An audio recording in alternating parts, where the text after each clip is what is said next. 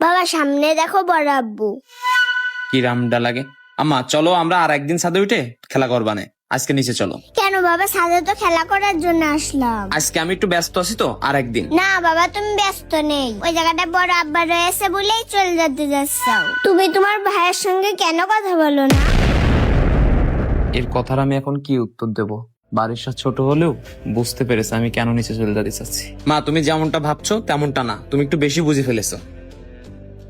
এখানে তোমার বড় চাচা দাঁড়ায় আছে বলেই যে আমি চলে যেতে চাচ্ছি, বিষয়টা একদমই কিন্তু তেমন না। আমার একটু কাজ আছে, এই জন্যই চলে যেতে চাচ্ছি, আর একদিন আসবা না। না বাবা, আমি তোমার সঙ্গে এখনই ছাদে যে খেলা করব। আচ্ছা ঠিক আছে চলো, কিন্তু বেশি সময় না, ওই সাইডে যাব, খেলা করে আবার তাড়াতাড়ি নিচে চলে যাবো, ঠিক আছে? আচ্ছা ঠিক আছে, চলো। কথায় আছে না, জেনে গেলে বাঘের ভয় সে নিজেই রাত পোয়। দেখো নবাবজাদা পাশ দিয়ে হেঁটে যাচ্ছে, সালাম কালাম কিছুই নেই। আমি যে ওর একটা বড় ভাই, মানুষ বলেই মনে করলো না। আম্মা দেখিছো ছাদের পরে মাইটি আলু গাছ লাগাইছে, এই দেখো। বাবা আলু কিসের ভিতরে হয়? এই যে ক্যারেটে গাছ লাগাইছে না, এর ভিতরেই হয়। আসসালামু আলাইকুম। শুধু জানতাম তুই বিয়াদব, কিন্তু তুই যে চরম লেভেলের বিয়াদব এটা জানতাম না। কি বড় ভাইদের গাদে গন্ধ বেরোয় যে পাশ দিয়ে হাইটে গেলি, একটা সালাম দিয়ে আরো প্রয়োজন মনে করলি না? এই তুই কত বছর আমার সাথে কথা বলিস না? আমার অপরাধটা কি? একই বিল্ডিং এ দুইজন থাকি, সকাল বিকেল আমাদের দেখা হয়, তারপরও তুই আমার সাথে 5 বছর কথা বলিস না। বউদের ভিতরে ঝামেলা হতে পারে, সেটা স্বাভাবিক, কারণ তারা দুইজন দুই পরিবার থেকে এসেছে, কিন্তু তুই আর আমি তো একই মায়ের পেটের সন্তান। আর কথা না বলার মতো তেমন কোনো বড় ঝামেলাও নেই আমাদের মধ্যে, আমি মনে করি। বাবা বড় চাচা তো একদম ঠিক কথাই করছে। বাবা তুমি তো আরো ছোট, বড় চাচার সঙ্গে তোমারই আগে কথা কওয়ার দরকার ছিল।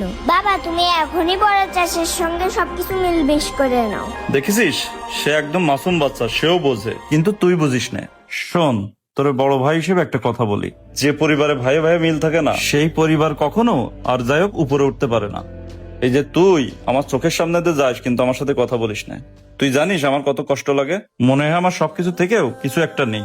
ভাই ভাই একসাথে থাকা মানে শুধু শান্তি না, গায়ের শক্তিও। তুমি আর মার কথা শুনে রাগ করে থেকে না, বড় চাচার সঙ্গে মিলমিশ করে নাও। ঠিক আছে আম্মা, তুমি থাকো, তোমারও তো কথা বলতে দেয় না আমাদের সাথে।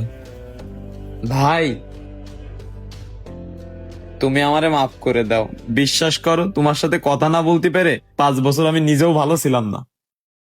তবে তুমি ঠিক কথাই কইছাও, ভাই ভাই সম্পর্ক যদি ভালো না থাকে কোনো ভাই মনে শান্তি পায় না। আমারও সবসময় নিজের একা একাই লাগেছে তোমার সাথে কথা না বলতে পেরে। আসলে আমি ছোট ভাই হিসেবে তোমার সাথে আগে আমার ঝামেলা মিটিয়ে নেওয়া উচিত ছিল।